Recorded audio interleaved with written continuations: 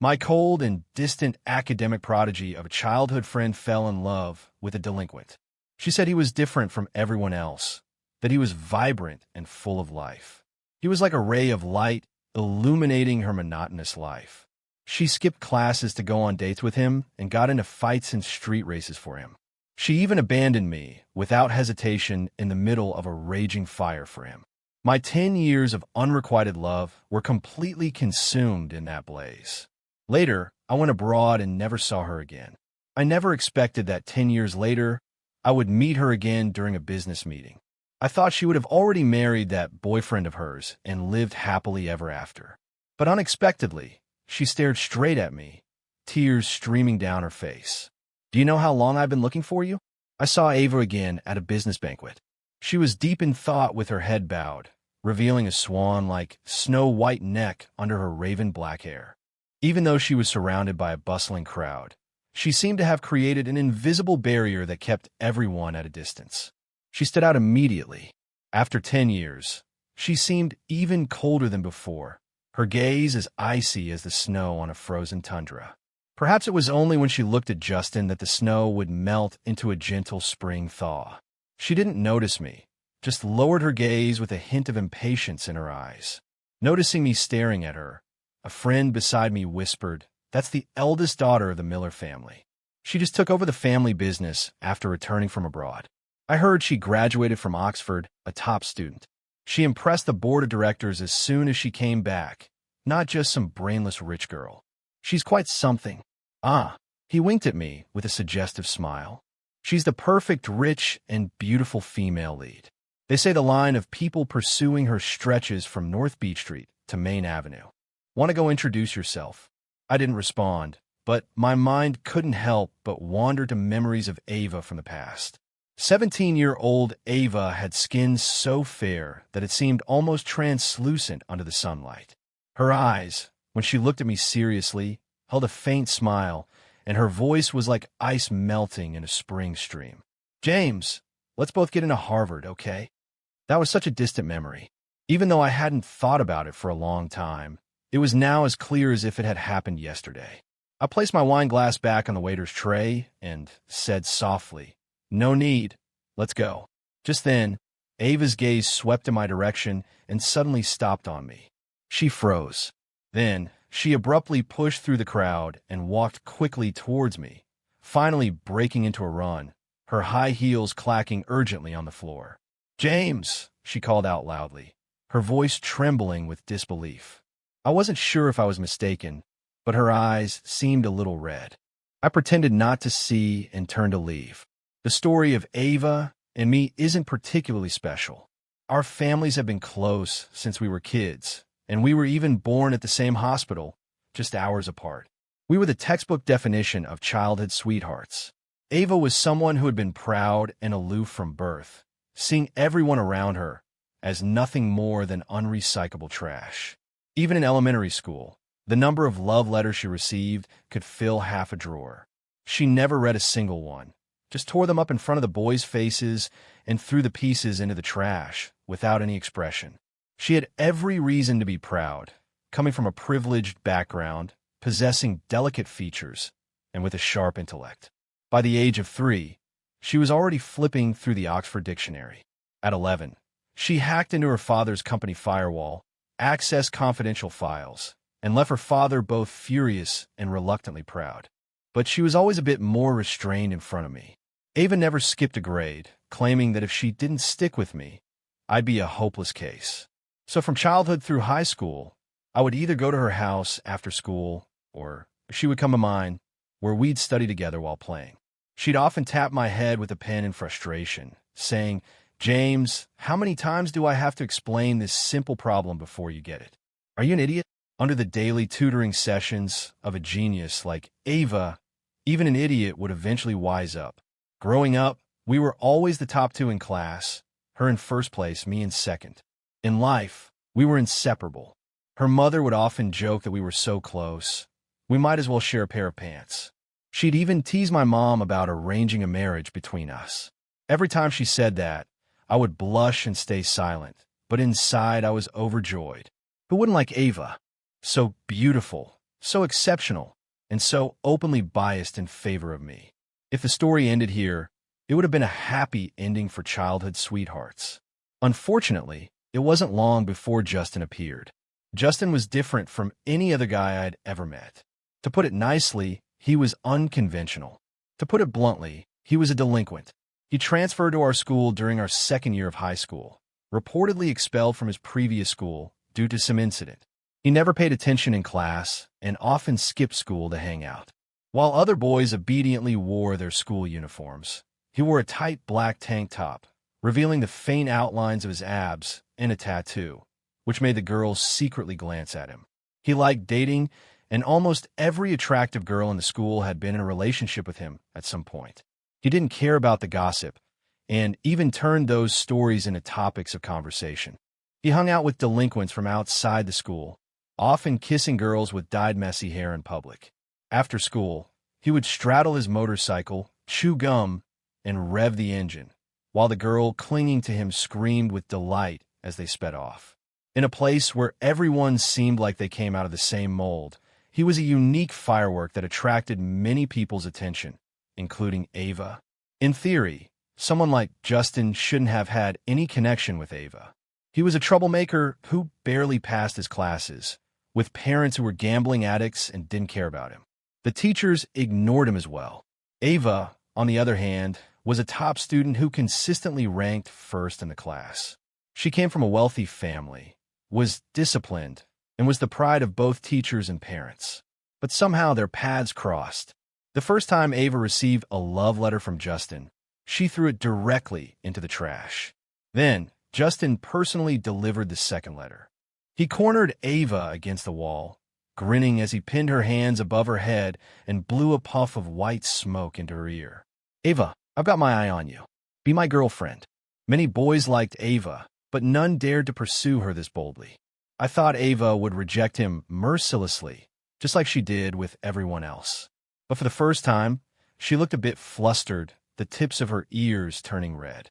Ava and Justin started dating. She said, "Justin is different from everyone else. He's vibrant, like a ray of light, illuminating my monotonous life." When I waited for Ava at the school gate, I would often see Justin with his arm around her as they walked out together. He would smile mischievously at Ava. "Your little childhood sweetheart is waiting for you. Do you want to do your homework with him?" His friends would burst into laughter. "Yeah, Ava, go home and study. James is waiting for you." I felt uncomfortable and frowned at Ava. But she just gave me a cold glance and hooked her arm around Justin's and walked away. She didn't say a single word to me. Justin looked back, giving me a smile that was both mocking and pitiful. I stood at the school gate for a long time before finally lowering my head and leaving alone. Justin didn't like me, and he didn't want Ava to be with me. So, Ava stopped seeking me out, and when I tried to find her, she would coldly turn me away. She no longer went to the library with me to study, nor did she help me with my homework. She started skipping classes to go on dates with Justin. She fought with girls from other schools for him. She even secretly took her family's car to go street racing with him. That year, for the first time in my life, I surpassed Ava and became the top student in our grade, and her grades plummeted. Ava's parents were furious, and the teachers repeatedly tried to talk sense into her. She was infatuated with Justin as if under a spell. In the end, Ava's mother asked me to go talk to her. I didn't want to go. I knew Ava wouldn't listen to me.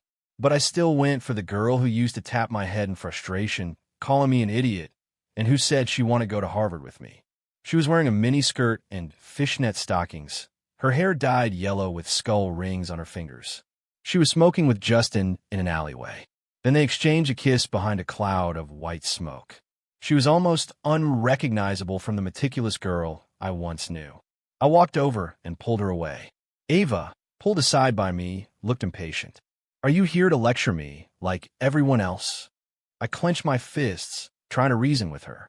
"Ava, didn't you say you wanted to go to Harvard with me?" I paused, suppressing the dull ache in my chest, and almost pleaded, "I know you like Justin, and I won't stop you from liking him. But could you at least wait until after the college entrance exams?" Ava just sneered, and then Justin came over, wrapping his arm around Ava's neck and planting a kiss on the corner of her mouth. He turned to me, his gaze malicious and taunting. "James, Ava is my girlfriend. What business does she have going to Harvard with you? Who the hell do you think you are?" I turned pale and looked at Ava, but she just avoided my gaze. "How about this? Let her choose for herself. That way you can stop obsessing over someone else's girl." Justin blew out a puff of smoke and nudged Ava with his elbow. "You choose him or me." To this day, I still remember that brief yet agonizing evening. The sunset was a fiery, intense crimson as I stood there, waiting for Ava's judgment. After a moment, she lifted the corners of her mouth into a mocking smile. Then, right in front of me, she kissed Justin deeply. When they finished, she looked into his eyes and said, "Isn't it obvious?" Back to the present, I walked quickly, heading straight for the car. As soon as I exited the building, behind me, Ava stood at the entrance, her face as pale as paper, anxiously looking around but unable to find any trace of me. The street lights cast her shadow long and thin, giving her an unexpected and fragile appearance, as if she might break at the slightest touch. I leaned back in the driver's seat and lit a cigarette. The scent of menthol filled the enclosed car, and I closed my eyes slightly. I never used to smoke. This habit developed after I went abroad. Tobacco doesn't bring much joy, but it does allow you to momentarily forget your troubles. The reason I left the country was that I almost got burned alive in a fire. That afternoon, when I went looking for Ava, some of the thugs who had previously fought with Justin came seeking revenge. I heard it was because Justin had dated one of their sisters, who had even had a miscarriage for him later. She continued to cling to Justin, but Ava slapped her across the face. The thug couldn't swallow his pride, so he brought in some big shots from the streets. That afternoon, the three of us were tied up and thrown into a van. Justin got the worst of it. He was beaten so badly that he was covered in blood. Then we were dumped in an abandoned warehouse, waiting for the so-called boss to deal with us. Teenagers can take a beating. Despite looking bad, the injuries were mostly superficial. Justin soon woke up and managed to rub the ropes, tying his hands until they snapped. There were 2 doors in the warehouse. Ava had always liked taking things apart, and she had once dismantled the lock on the front door of her house. Using a piece of wire, she managed to unlock the door. Just as the 3 of us were about to make a run for it, the thugs, hearing the noise, kicked the door open. Instinctively, I looked at Ava, and in a split second, her gaze fell on Justin. She grabbed his hand and ran. My hand froze in midair, and my blood turned cold in an instant. As Justin left, he didn't forget to slam the door shut in front of me. I lost the crucial second needed to escape. I hadn't revisited what happened after that for a long time. The thug recognized me and knew that Ava and I were childhood sweethearts. When Ava and Justin ran, the thugs took out all their anger on me. They broke one of my legs with a stick, and I lost count of how many blows I took. By the end, I was barely hanging on to life. Finally, the thugs set the warehouse on fire. The flames were intense, burning hot, making my eyes dry, so dry that I couldn't even shed a tear. But all I felt was cold, a bone-chilling cold. That fire burned away my 10 years of unrequited love. But in the end, I didn't die. A kind passerby saw the fire and called the emergency services, and it was sheer luck that the fire station was nearby that day, so they arrived quickly. When I was rescued, my parents were devastated. I lay in the hospital for a full 2 weeks, and when I finally woke up, I said only one thing to my parents: I don't want to stay here anymore. Because of that incident, my leg could no longer endure intense physical activity. I used to love playing basketball, running long distances, and skiing. But after that, none of it was possible. Our family completely severed ties with the Miller family. Ava's parents brought her over several times, but my parents drove them away each time. After that, to escape this place full of painful memories, my parents decided to immigrate and move the entire family abroad. I changed my contact information and cut all ties with the past. For the next 10 years, I never saw Ava again. I was 17 that year. My youth ended abruptly in such a tragic and absurd way. At 27, I returned to the country to take over the family business. I never expected to see Ava again. The moment I saw her, the pain I had buried for 10 years suddenly resurfaced, making me instinctively avoid her. Ava, the name that had brought so much light into the first 17 years of my life. The name that, at 17, had pushed me into hell. To be fair, what happened that day wasn't entirely Ava's fault. She chose Justin, and there was nothing wrong with her not choosing me. Now, I don't hate her as much as I used to, but I also don't want to see her again. It seems that the more you want to avoid someone, the more likely you are to run into them. I didn't expect to see Ava again so soon in the negotiation meeting room. Ava still had her hand on the door, frozen in place. She stared at me, her whole body rigid as if she had turned to stone. After a long moment, her lips began to tremble, and I wasn't sure if I was imagining it, but I thought I saw her eyes start to fill with blood. A wave of mixed emotions surged through me, and I could hardly control myself. "What's wrong?" Laura glanced at me. Her words pulled me out of my tangled emotions, and I steadied my voice. "Nothing."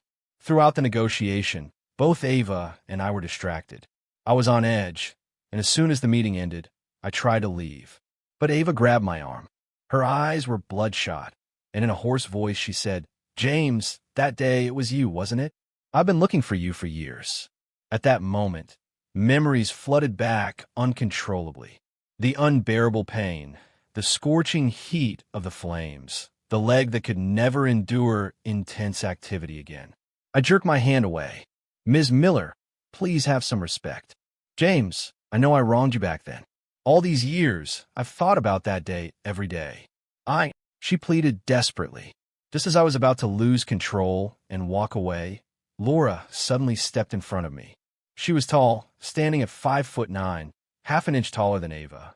When she stood in front of me, she completely blocked Ava's line of sight.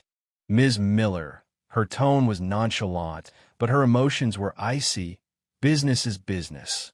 Why are you making a scene with our CEO in front of everyone? You might not care about rumors, but our company's reputation does." Ava was taken aback, then frowned. "This is between James and me. We're old acquaintances. Please step aside." Laura glanced at me, and I frowned, feeling nothing but irritation. She turned back to Ava with a smirk. "Sorry, Ms. Miller. Unfortunately, we have another meeting coming up. If you have something to say, save it for next time." With that, she grabbed my hand without giving Ava a chance to respond and led me out the door. Ex-girlfriend. Once we were in the car, I sat in silence, lost in thought. Laura looked at me a few times and finally couldn't help but ask. I shook my head and whispered, "No." "Then she wronged you in the past?" I remained silent. Laura cursed under her breath. "That woman doesn't look like anything good," her eyes practically on top of her head, pretending to be all cold and aloof. "Why didn't you say anything back there?" Her meddling broke up my sullen mood, and I couldn't help but laugh. "What good would it have done? Are you going to beat her up for me?" "Of course," Laura fumed. "How did she wrong you? Tell me." I said nothing. After a moment, Laura handed me a bottle of water. "Next time you see her, I'll deal with her for you."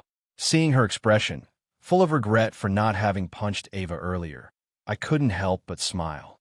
Those dark emotions slowly faded away.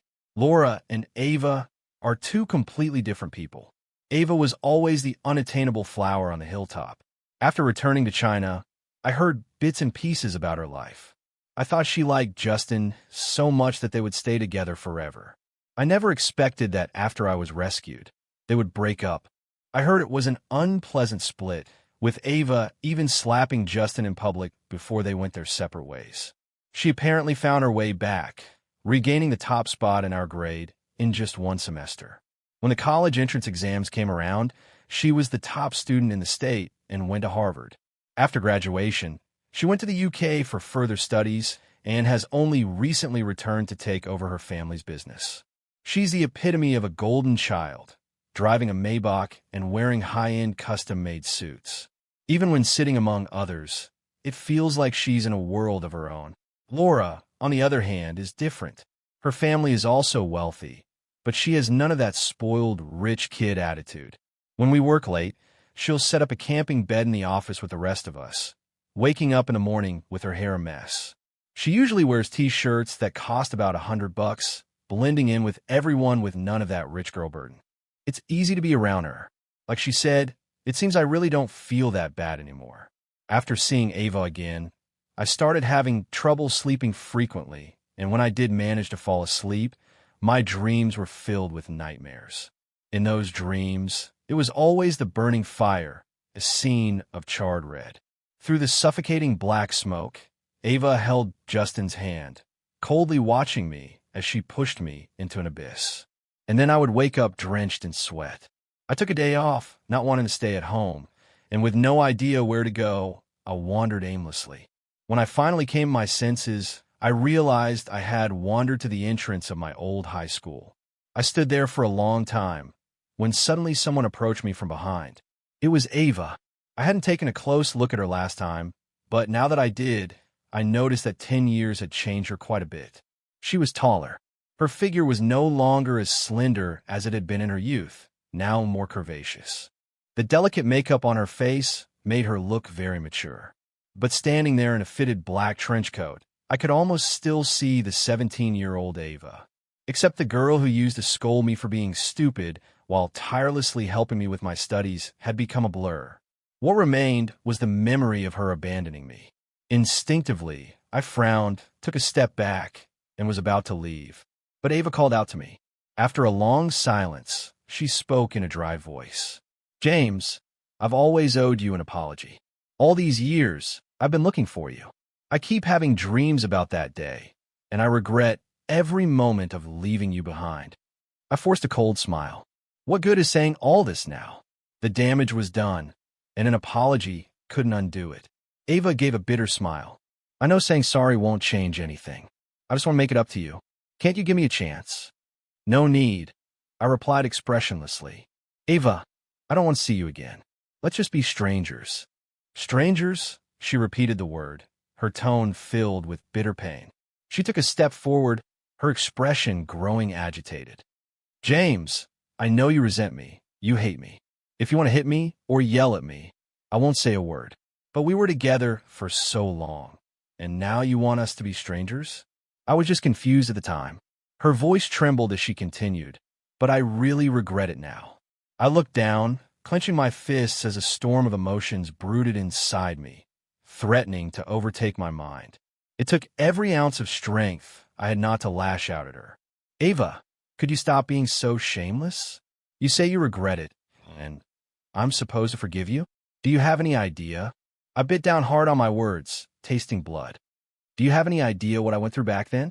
And you still dare stand in front of me?" Ava's brow furrowed with pain, and she fell silent.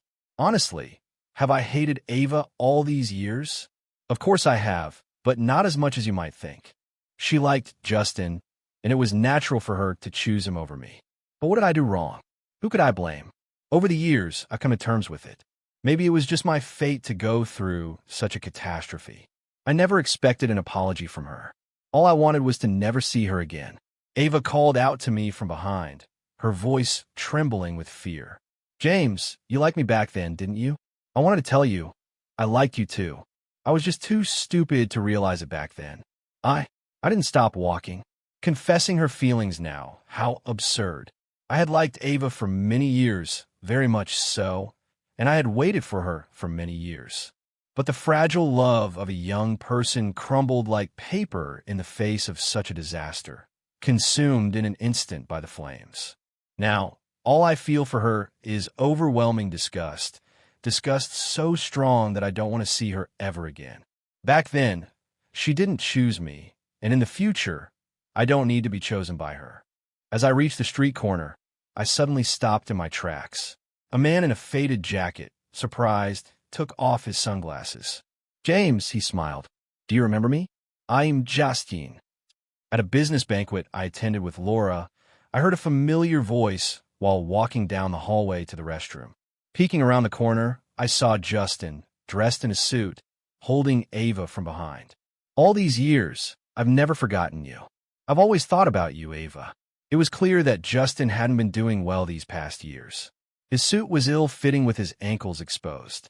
The rebellious look on his face had been replaced by a greasy slickness. His stomach was slightly bulging, and overall, he had let himself go. Who knows how he managed to sneak in here? I glanced at the scar on the side of Justin's face.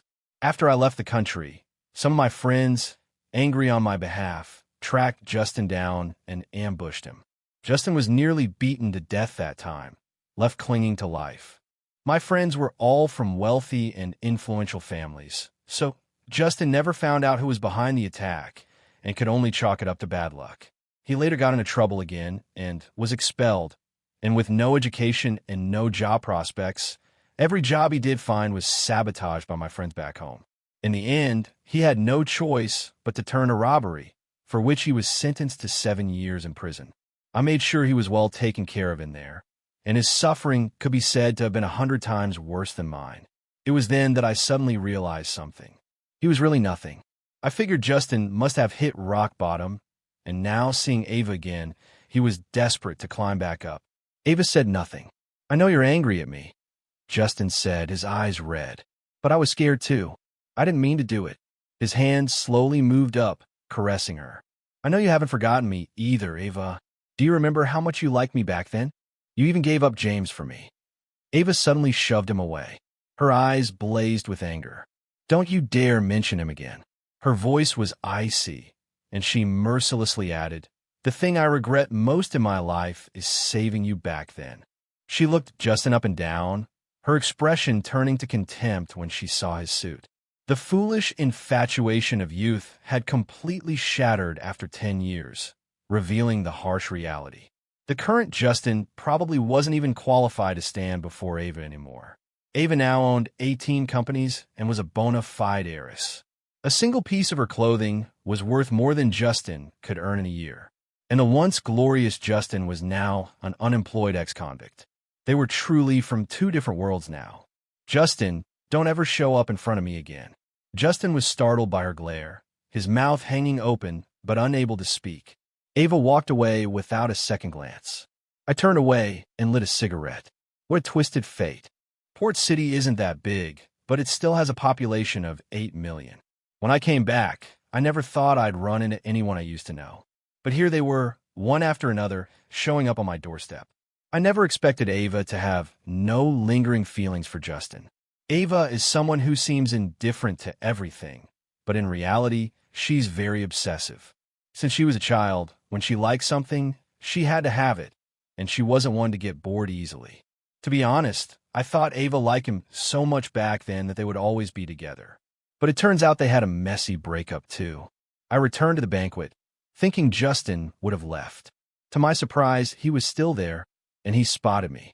He walked over with a glass of wine, as if he had completely forgotten what Ava had just said, and as if he had forgotten everything that happened all those years ago. He approached with a sly grin. "What a coincidence, James. It's been a long time. How have you been all these years?" I stared at him for a moment, said nothing, and turned to leave. If I could understand why Ava chose Justin back then, what I could never forgive was how Justin shut that door, trapping me in hell. I still don't know why he did it. Was it a deliberate act of revenge, because he thought Ava and I were close? Or was it a panicked reaction to buy time? And I don't care to know. All I know is that I despise the man standing before me, especially when he shows up acting like nothing happened. I could kill him on the spot. I took a deep breath. There were too many people around. I couldn't lose my composure in public. But Justin wasn't done. He grabbed my arm. "We were old classmates. James, why the attitude? Have you forgotten how you chased after Ava back then?" He sneered, wrapping his arm around my neck. "You followed her around like a dog, but she only liked me." He kept rambling on, trying to take out his frustrations from Ava on me. I set my drink down on the waiter's tray and loosened my tie. Pow! My punch sent Justin's head snapping to the side, and the rest of his words got stuck in his throat. I withdrew my fist, aching from the force, and my gaze turned cold inch by inch. "You dare hit me?" A flash of venom crossed Justin's eyes as he clutched his face and started yelling. "James, you son of a bitch! How dare you hit me? Who the hell do you think you are? Somebody call the police. Someone's assaulting me." Clearly, this was his first time in a place like this. The people around us watched the scene with amused expressions, as if watching a clown perform. Justin's voice gradually lowered as he realized no one was taking him seriously. I casually took the handkerchief my assistant handed me, wiped my hands, and tossed it aside. Ava, seeing the commotion, rushed over in concern. "James, are you okay?" She looked me over from head to toe, and once she confirmed I was fine, she turned on Justin with disgust. "Why are you still here, embarrassing yourself? Didn't I tell you to get lost?" Justin, gritting his teeth, tried to say something, but I looked down at him coldly. "Security, get this man out of here." Justin was dragged away by two burly security guards, his frantic shouts for Ava ignored as she didn't even glance his way. I pulled away from Ava in frustration and left the banquet hall. The autumn wind carried a chill, and I realized belatedly that I was cold. Laura ran out after me, handing me the coat she had prepared. "Who was that idiot just now? I asked you before. What's the deal with this Miller woman? What did she do to you?" I clutched the coat, soaking in a lingering warmth. Since the incident, I hadn't told anyone about what happened. I didn't want to talk about it. But now, for some reason, maybe because the autumn night was too cold, or maybe because the person beside me was too warm. After a long silence, I finally spoke. Laura stayed silent for a long time. I tugged at the corners of my mouth, offering a slight, bitter smile. A tragedy that happens to someone else often carries a hint of absurdity, and it's normal for her to feel some disdain. But then she slowly hugged me, shielding me from the night, leaving only her warmth. I whispered, "Isn't it kind of pathetic?" Laura replied softly, "A little, but not you. It's them." I couldn't help but curl my lips into a smile. I didn't expect her to say anything sentimental. Laura's not that type. In the office, when the young guys secretly admire her, she thinks they're having an eye spasm and even asks if they've been staring at the computer for too long, making their eyes dry. But suddenly, the cracks in my heart didn't seem so unbearable anymore. I suddenly asked, "Laura, do you have feelings for me?" I'm not an idiot. I don't like playing games where you pretend to be distant just to attract someone. Laura is really good to me. She's a great person, and pretending not to notice any longer would be disingenuous. Laura's face turned visibly red under the night sky, and soon even her neck was flushed. She widened her eyes, and her beautiful pupils reflected my smile. I thought she would deny it, but to my surprise, she just stared at me. "You're only realizing that now." I was speechless, avoiding her gaze. "I don't want to lead you on. I'm really not ready for a relationship right now. I once liked someone, but after such a painful end to that unrequited love, I'm really scared. Over the years, it's not like there haven't been girls who showed interest in me. Some of them were even very good. I tried to force myself to give it a shot, but every time at the last moment, I couldn't bear to go through with it. For so many years, Laura has been the only one whose presence I could tolerate. But that's all it was. I'm really scared." Laura seemed a bit disappointed, but she still smiled, bright and untroubled. "I understand, and I can wait, James. As long as you don't push me away, I won't ask for more." I was taken aback. Laura has everything going for her. She doesn't lose to Ava in terms of family background or looks. Though she's a bit rough around the edges, there are plenty of men who'd line up around the block for her. A strange emotion welled up in my heart, a tightness in my chest. Just then, Ava showed up. As soon as she saw me, she hurriedly tried to explain. "James, I really didn't know he would come today, you." She didn't get to finish. Laura's slap landed squarely on her face. She wasn't bluffing when she said she'd hit Ava. She really did it. I don't know how strong Laura is, but she didn't hold back at all. Ava staggered, almost falling, and blood trickled from the corner of her mouth. Laura's eyes were dark with contempt as she spat. "And you still have the nerve to come looking for him?" Ava's expression turned cold as she wiped the blood from her mouth. "This is between James and me. It's none of your business." Laura casually rolled up the sleeves of her $40,000 Chanel coat. "You're harassing my boyfriend, and you think it's none of my business? Get lost, and if you come looking for James again, I'll hit you every time I see you." I was stunned for a moment, then quickly caught on and didn't refute Laura's words. Ava froze, then looked at me in disbelief. "Boyfriend? James, are you with her?" "Yes." Laura hooked her arm around mine and said mockingly, "Ms. Miller, in terms of family background and looks, I don't lose to you." As for age, she gave Ava a once-over. I'm much younger than you, Andy. You should know your place. If James doesn't choose me, do you really think he'd choose an old woman like you? Ava's face turned ashen. I spoke calmly. Ava, I don't care for your apology, and I don't need your compensation. You should go. The color drained from Ava's face. Her throat tightened as she choked back tears, ignoring Laura's presence as she stepped forward, her eyes red. James, I really regret it. I beg you, you don't know what I've been through all these years. Please don't do this. Give me a chance. I'll do anything you want.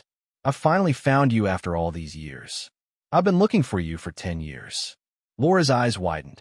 Hey, you want to get hit again, don't you? I stopped her and looked at Ava seriously. I don't blame you for what happened back then, and you don't need to make it up to me. But Ava, I really don't want to see you again. If you really feel you owe me something, then please don't ever show up in front of me again. Ava staggered, her face clouded with deep despair. Then she let out a bitter laugh. Fine, if that's what you want, then I'll respect your wish. I never expected that would be the last time I saw Ava. The next time I heard about her was on the local news. Man kills out of love, turned hate. Heiress dies on the spot.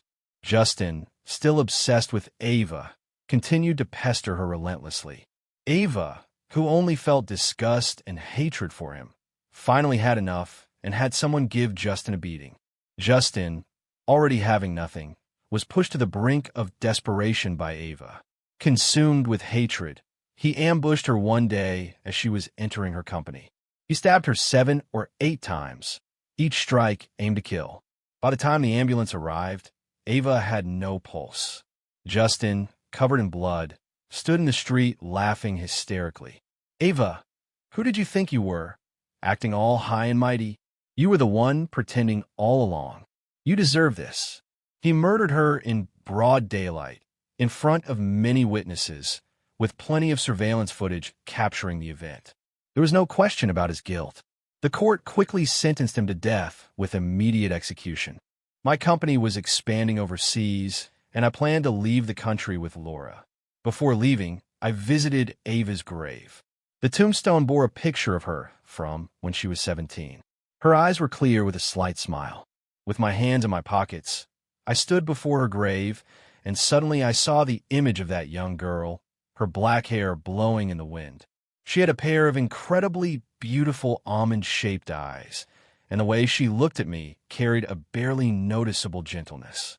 I asked her, Ava, why didn't you agree when the teacher suggested you skip a grade? She scoffed and turned her head away. If I go, what will you, the idiot, do? You might not even get into college and end up screwing screws somewhere. I pouted angrily. I'm not that dumb. You're talking nonsense. She looked at me, a hint of a smile in her eyes, and reached out to ruffle my spiky hair. I closed my eyes.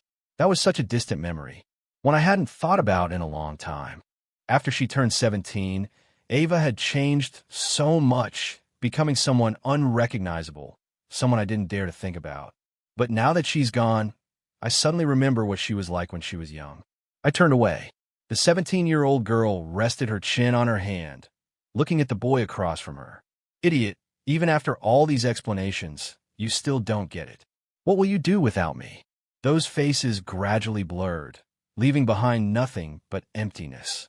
The absurdity of youth after so many years had finally come to an end.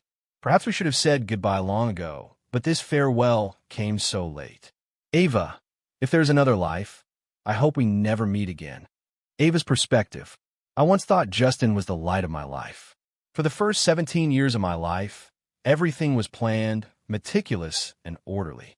It seemed that every stage of my life was mapped out, what I should do, what I shouldn't do, with no room for mistakes. I never imagined that a person could live like Justin. I had never met a boy like him. He wasn't good at studying, had a terrible reputation, but he seemed so free. He didn't care about what anyone thought. So when he cornered me, telling me he liked me, when I saw that light of freedom in his eyes, I couldn't help but nod. The time I spent with Justin was joyful. I had never experienced anything like it in my previous life. I didn't have to care about what my parents or teachers thought, didn't have to worry about grades. I just did whatever I wanted. I became obsessed with those days and grew to loathe the monotony of my past even more. James represented that monotony. So when he came to me, saying he wanted to go to Harvard together, all I felt was disgust. I thought I loved Justin. So when we were in that warehouse, I didn't hesitate to leave with him. And then came the fire. It was as if that fire burned away the fog in my mind. When I saw Justin again, I finally realized something belatedly too late. I didn't love him. I just hated my monotonous life and fell in love with what he represented, so-called freedom. When I found out what happened to James, I was devastated. I crouched on the ground, tearing at my hair, crying my heart out. I didn't know how he survived. I didn't know what I was afraid of. I just knew I couldn't bear to think about the look of despair in his eyes when I grabbed Justin's hand. In that moment, I knew something important had been lost forever. In the 10 years that followed, I never saw James again. The Johnson family completely cut ties with my family. I searched for many people, but it seemed that James had made up his mind to sever all connections with the past. I could never find him again. I went to the United States, the United Kingdom, lived in Australia for 3 months, traveled all over the Netherlands, and spent the coldest winter in Canada. Many times, I fantasized about opening my eyes and seeing that boy with the scarf, smiling at me with warmth in his eyes. I started having recurring dreams. In the first part of the dream, everything was always beautiful. He was lying on the carpet in my room, frowning as he complained, "Ava, this problem is so hard. Can you explain it to me again?" But as I walked over, the scene would change. Flames would engulf the abandoned warehouse, and he would lie there covered in blood, weeping tears of blood as he looked at me. He never said a word, but just one look from him was enough to wake me up in the middle of the night, unable to sleep again. I thought that as time passed, I would gradually forget him, but his face only became clearer in my mind. I knew then that James had become an obsession. It was only after losing him that I realized how much I loved him. Justin was never my light. My light had been by my side all along. He had accompanied me for many years. When I saw James again, it was 10 years later. For a moment, I thought I was seeing things. My heart skipped a beat. By the time I went looking for him, he was gone. I don't remember how I got home that day. I just know I was in a daze, my heart swelling with pain, a sharp, piercing pain. But soon I saw him again. James had changed a lot, yet somehow nothing had changed at all, except that the way he looked at me was completely different. There was no warmth left. In that moment, my heart filled with bitterness, like a traveler who had wandered alone for years finally seeing home. I thought that no matter how much he resented me, I would accept it. I wanted to make it up to him. I didn't dare to hope for much, but secretly, I wished he could look at me like he used to. But it seemed he didn't need me anymore. He had someone else by his side. The way he looked at me held no affection, only disgust, as if he was looking at something filthy that he couldn't wait to avoid. I can't describe how that felt. It was as if a knife had plunged straight from his gaze into my heart, bloody, cold, and so painful that I could barely stand. I almost tortured myself by feeling that pain. I deserved it. I brought this upon myself. I never expected Justin to show up again, reopening James's wounds, ignoring my warnings, and clinging to me once more. Years ago, I ended things with Justin with a slap. I thought we were completely over. But seeing him again, I realized that the hatred in my heart had resurfaced, and I even wished he would die. I know I was the one who hurt James. But if it hadn't been for Justin, maybe things wouldn't have ended up this way. I had someone take revenge on him. I never thought he would be driven to madness, stabbing me in the street. As I felt my life slipping away, I suddenly felt at peace. This was what we owed James, Justin, and I. We both deserved to go to hell. The judgment that had been waiting for years had finally been delivered, and I found that I felt relieved. I looked at the sky, a clear blue without a trace of a cloud, just like 10 years ago. And suddenly I saw that boy in the white shirt again. He asked me, "Ava, I heard the teacher talk to you today. Why didn't you agree to skip a grade?" I reached out on tiptoe, and his hair felt a little stiff, carrying the scent of sunshine. After a long while, I smiled. "Idiot, if I left, what would you do?"